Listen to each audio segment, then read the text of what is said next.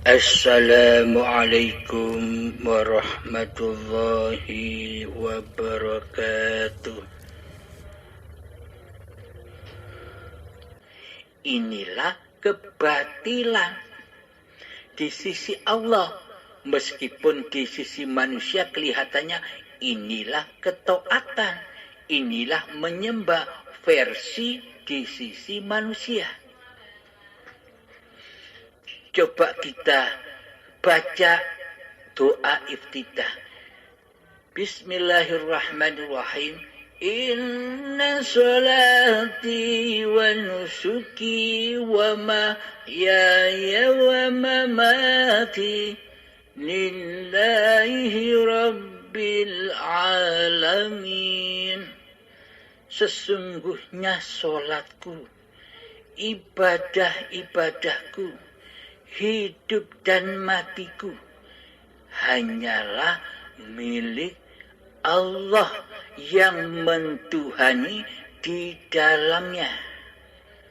Inilah bukti bahwa kita selama ini ingkar kepada Allah, meskipun di dalamnya dibungkus dengan ibadah-ibadah, dibungkus dengan solat-solat, dibungkus dengan puasa-puasa dan sebagainya. Akan tetapi hati kita ingkar kepada Allah, mensekutukan Allah dengan diri manusia kita, karena yang mentuhani selama ini adalah bukan Allah. Yang mentuhani kehidupan dan badan kita, serta yang mentuhani seluruh gerak aktivitas kita selama ini adalah diri kita sendiri. Inilah kezaliman kita selama ini kepada Allah, yang mana hati selalu mensekutukan Allah dengan diri manusianya. Selama ini kita tidak menyadarinya. Namun setelah paparan-paparan ini tergelar, semoga kita semua bakal menyadari kesalahan-kesalahan, kezaliman kita kepada Allah. Karena sebenarnya kita selama ini tidak berakhlak kepada Allah. Selagi kita tidak berakhlak kepada Allah, maka kepada siapapun kita takkan bisa berakhlak. Namun ketika hati kita sudah berakhlak kepada Allah, maka seluruh apa yang diperbuat kepada manusia lain pasti berakhlak di sisi Allah. Karena bila kita berakhlak kepada Allah, maka seluruh af'al yang terjadi pada badan ini sudah menjadi syariatullah, sudah menjadi af'alullah. Maka apapun yang terjadi karena af'alnya Allah, itulah yang dimaksud amal soleh. Amal yang pasti langsung diterima oleh Allah. Bagaimana tidak diterima oleh Allah secara langsung? Sedang di dalam af'al badan ini, af'alnya Allah sendiri. Beda ketika kita masih mentuhani seluruh hidup dan badan ini, bahkan seluruh amal ibadah dan sholat yang kita lakukan selama ini. Maka sesungguhnya semuanya ditolak oleh Allah, karena yang terjadi di dalamnya bukan amal yang soleh, yakni amal yang mensekutukan Allah dengan diri manusianya.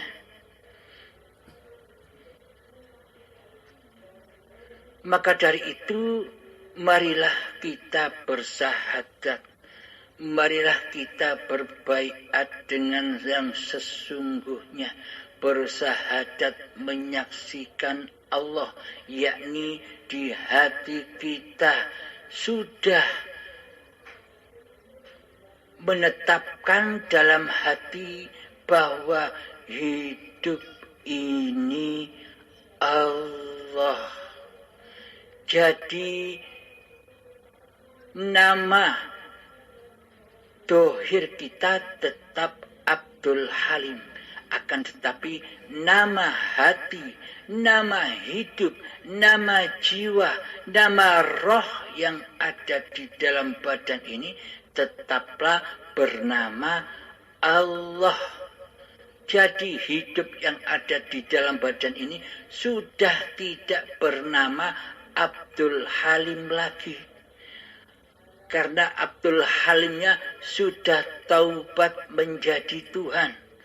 Karena nama manusia kita di hati kita sudah taubat menjadi Tuhan, maka dari itu hidup kita abdikan lagi, hidup kita persembahkan lagi bahwa hidup ini Allah.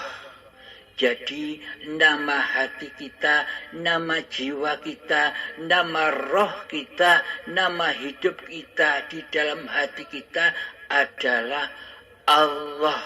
Maka tetapkanlah pendam rapat-rapat mutiara ini. Mutiara iman yang selama ini kita tinggalkan. Sejak bayi, iman permata yang seperti ini masih ada karena masih suci dari manusianya. Maka ambillah lagi iman Islam permata kita yang hilang dulu dengan menetapkan di dalam hati kita bahwa nama hidup, nama nyawa, nama roh, nama jiwa yang menguasai badan Abdul Halim, badan kita semua ini adalah Allah. Itulah baiatnya. Baiatlah diri masing-masing kita. Tetapkan yang ada di dalam diri ini, nama hidup ini, nama jiwa ini, nama roh ini, nama nyawa ini adalah Allah, bukan nama manusianya.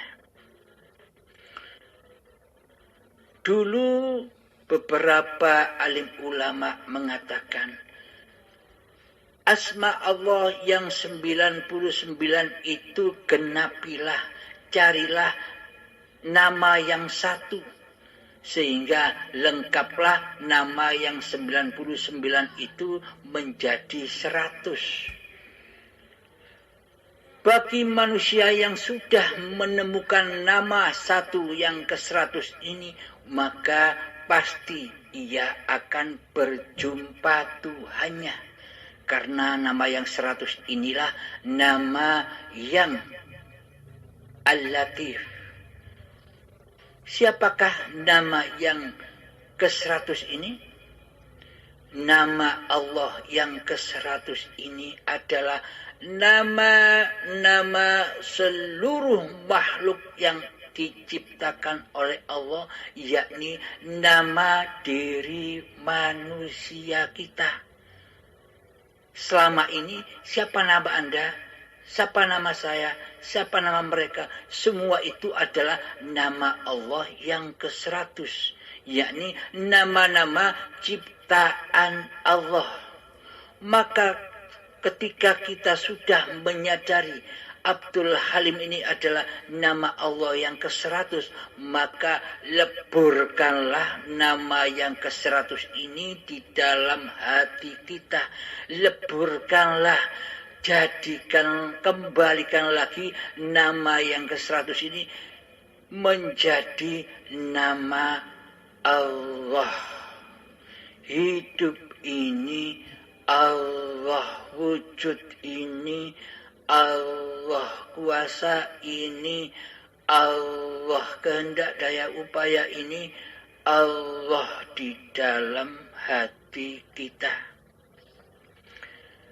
Nama dohir tetaplah nama manusia kita, akan tetapi nama hati, nama hidup, nama roh, nama jiwa, nama nyawa, yang ada di dalam diri manusia kita adalah Allah.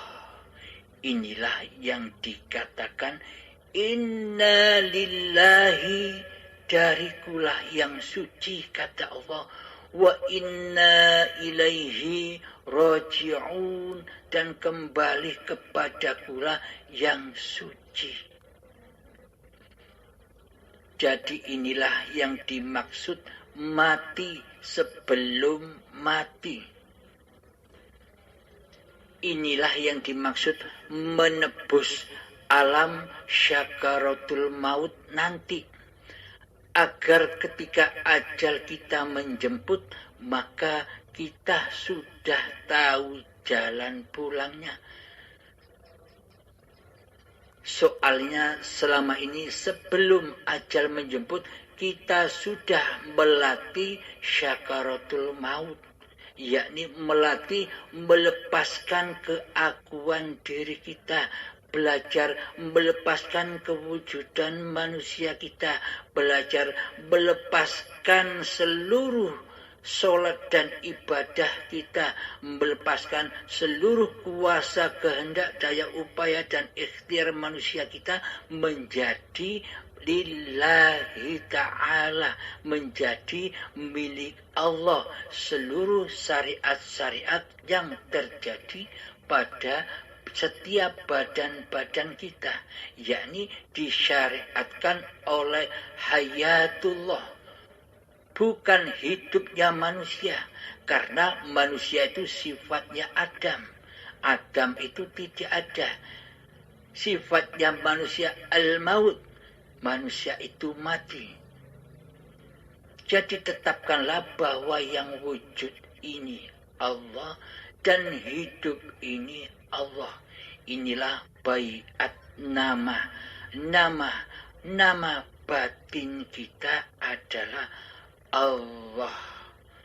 Ketika bertindak tanduk apapun badan ini, selalulah bertuhankan Allah, yakni yakini dalam hati bahwa seluruh pergerakan badan ini adalah lillahi ta'ala, yakni af'alullah, bukan af'alnya badan sendiri. Karena tanpa af'alullah badan ini tiada, badan ini mati, badan ini tak wujud tanpa wujudnya Allah. Semoga baiat ini berguna bagi saya dan bagi kita semua, agar kita selalu mentuhankan Allah daripada mentuhankan diri kita sendiri. Semoga bermanfaat. Assalamualaikum warahmatullahi wabarakatuh.